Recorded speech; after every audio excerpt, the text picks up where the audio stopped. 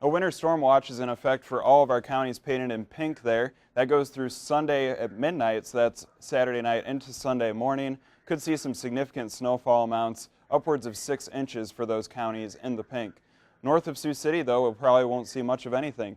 Take a look at our stormcast. That paints the picture. It has some rain in our area for this afternoon. That's going to switch into more of an icy precipitation as we go through the day, and then becoming all snow by nightfall. So that moisture coming out of the south is going to be shifting around between the different phases, but eventually we should have completely snowfall tonight. So that's what we have to look forward to. That's going to persist into Saturday and maybe even a little bit into Sunday. There isn't much behind the system to really push it out of the way. So once it gets going, it's just going to keep going. Focusing in on our area, though, we have the potential for some significant snow. You can see that it starts painting in Nebraska.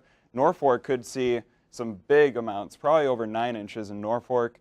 Here in Sioux City, though, probably more like 3 or 4 inches, but the areas to the south between Sioux City and Omaha are going to be the bullseye for this system. Around 44 degrees with that rain turning into snow today, 25 degrees tonight with that snow continuing, and then 33 degrees is going to be our high tomorrow with more snow on the way.